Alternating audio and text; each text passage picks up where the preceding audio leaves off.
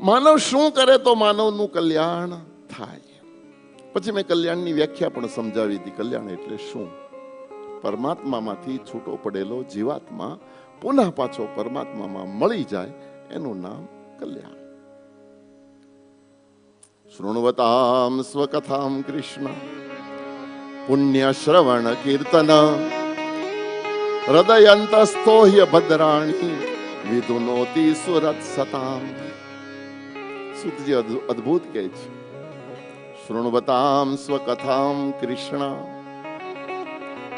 જેને પણ પોતાના આત્માનું કલ્યાણ કરવું હોય એને ભગવાન શ્રી કૃષ્ણનો આશ્રય કરવો, એને ભગવાન શ્રી કૃષ્ણની કથા સાંભળવી, ભગવાન કૃષ્ણના જન્મના અને કર્મના લેખા જોખા સમજવા. પુણ્ય શ્રવણ કીર્તન, ભગવાન શ્રી કૃષ્ણનું પુણ્યમય નામનું શ્રવણ કરવું અને પુણ્યમય નામોનું સંકીર્તન કરવું. હૃદયંતસ્થો યહ ભદ્રાણી. ભદ્રાણી એટલે કલ્યાણકારી. ભદ્રાણી શબ્દનો અર્થ થાય કલ્યાણકારી.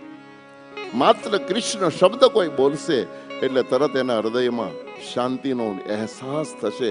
આ સંસારમાં તુરંત શાંતિ પામવા માટે એક જ શબ્દ છે, નામ છે કૃષ્ણ. હૃદયંતસ્થ યહ ભદ્રાણી વિધુનોતિ સુરત સતામ. ટૂંકમાં કહું તો સત્સંગ કરવાથી, કૃષ્ણ કથા સાંભળવાથી, ભગવાન કૃષ્ણ એટલે ભગવાનના ચરિત્રો સાંભળે. માત્ર એ કૃષ્ણની જ વાત નથી, ભગવાનના કોઈ પણ અવતાર, એમાં કોઈ ભેદ નથી. એનો એ જ છે. એ તો વખતો વખત જ્યારે જ્યારે જેવા જેવા સ્વરૂપની જરૂર પડી ત્યારે ત્યારે તેવા તેવા સ્વરૂપે આવ્યો. પણ એ બધી કથા તો કૃષ્ણની જ છે. સત્સંગ કરવાથી માનવનું કલ્યાણ થાય. ટૂંકમાં જવાબ. પણ સત્સંગ એટલે બહુ મોટા પરિપ્રેક્ષમાં શબ્દ છે. માત્ર તમે લોકો સાંભળો ને અમે લોકો બોલીએ આટલો સત્સંગ નહીં સમજતા. આ એક પાર્ટ છે. અમે બોલીએ ને તમે સાંભળો એટલે નહીં. સત્સંગ એટલે કોઈ પણ રીતે પરમાત્માની સાથે સંલગ્ન થઈ જવું, ભગવાનની સાથે જોડાઈ જવું, એનું નામ સત્સંગ. અને આપણા સનાતન ધર્મની કેટલી ઉદારતા છે, કેટલી વિશાળતા છે. અન્ય કોઈ ધર્મમાં તમને ક્યાંય નહીં મળે, સનાતનમાં જ છે.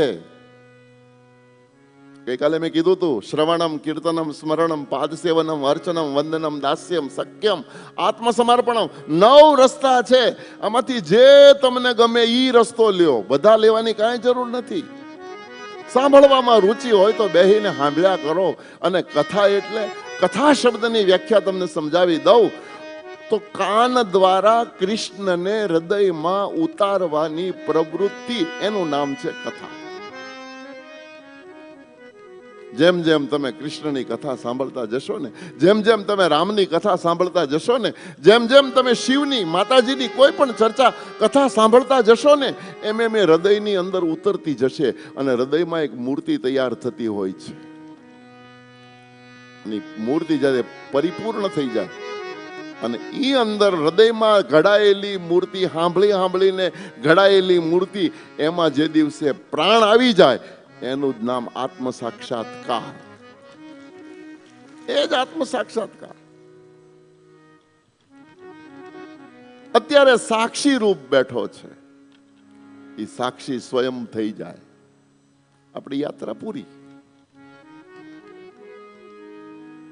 તો સત્સંગ કરવાથી મારું ને તમારું કલ્યાણ થાય છે.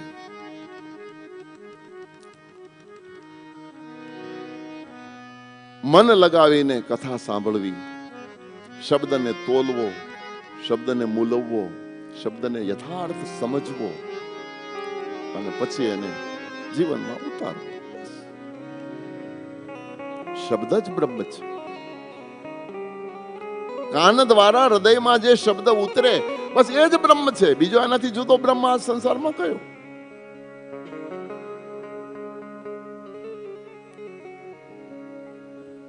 તો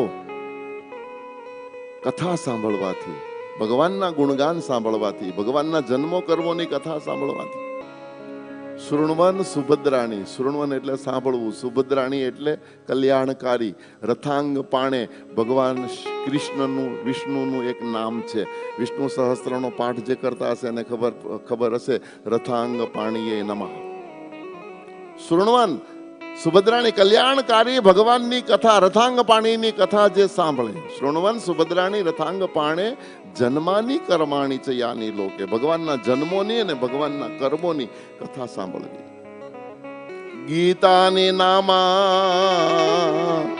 નિતદર્થ કાની, ભગવાનના નામનું ગીત ગાવું,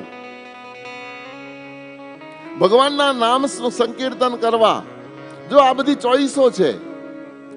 ખૂણામાં બેસીને જો ચિત્ત લાગતું હોય તો માળા લઈ અને જપ્યા કરો, બીજું કાંઈ કરવાની જરૂર નથી.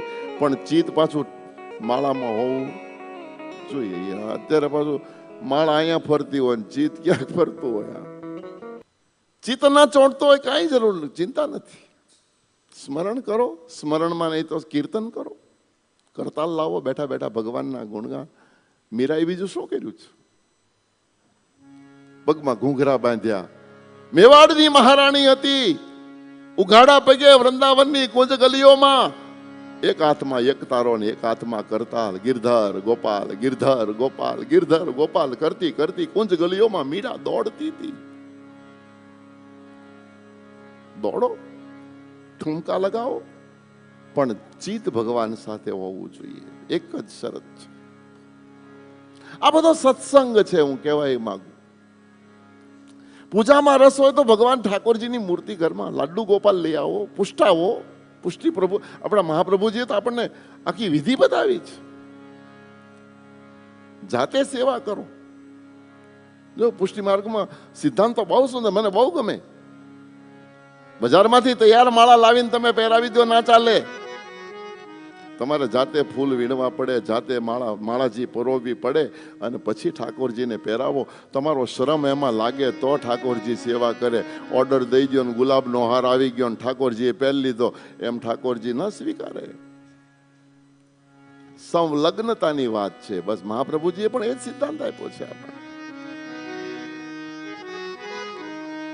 સખડી કરો તમે જે કઈ ઠાકોરજીને જાતે બનાવો ઘરે અને પવિત્રતા પૂર્વક એને એને એને તો ઠાકોરજી આરોગ્ય. બજારમાંથી તમે 56 ભોગ મંગાવી લ્યો અને સીધે સીધો ઓર્ડર કરીને સીધા એ ઠાકોરજી કોઈ દી રાજી ન થાય. મહાપ્રભુજીએ ના પાડી છે. બસ એન કેન પ્રકારેણ મારીને તમારી 5 જ્ઞાનેન્દ્રિય અને 5 કર્મેન્દ્રિય પરમાત્માની સાથે સંલગ્ન થઈ જાય એટલે એનું નામ ઠાકોરજીની સેવા. આ સેવા છે, આ સત્સંગ છે. તો સત્સંગ કરવાથી ભગવાનનો સંગ, સત એટલે સત્ય અને સંગ એટલે જોડાઈ જવું. સત્યની સાથે જેનો સંગ થઈ જાય એનું નામ છે સત્સંગ.